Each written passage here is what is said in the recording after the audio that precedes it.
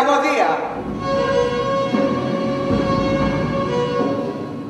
Όμως εγώ όλα αυτά που μίλαν τα γνώρισα από πριν.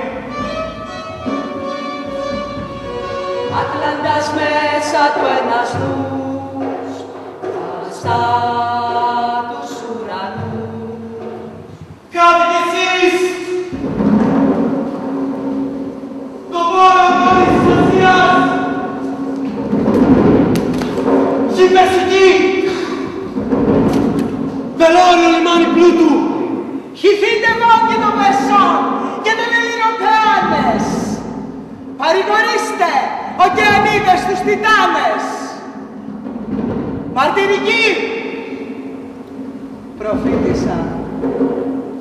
Βαθύλαλη, Κασάνδρα. Αυτή η Λένα η δίποδη που κοιμόταν με το λύκο όταν έλειπε το ευγενικό λιοντάρι. Θα με σκοτώσει την δυστυχισμένη.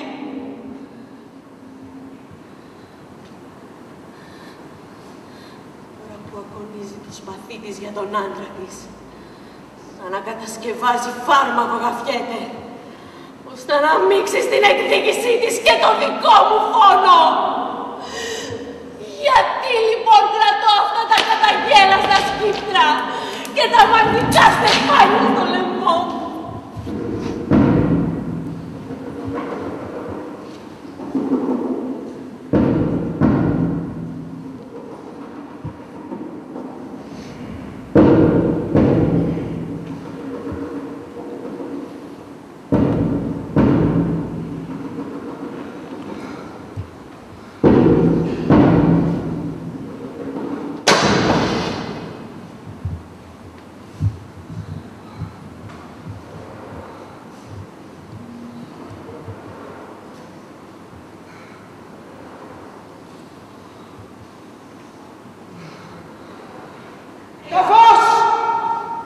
Και η νύχτα, ο Δελφικός Θεός και η Ειρηνία και ο εκδικητής με τον Κριτή και η δίκη με τη Φρίκη σύμπλεξε γάμους ταιριαστούς και κήρυξε τη νίκη και έπνα ξανά ξανθέ καρπέ τους πλάχνου με αρμονία.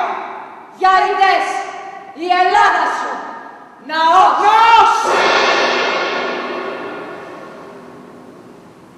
Κι είναι όλα του άδεια. Βουβά. Σβησμένα. Θησαυρή. Βωμή. Πυθίες. Λατρείες. Και σκύλες του άδει μέσα του.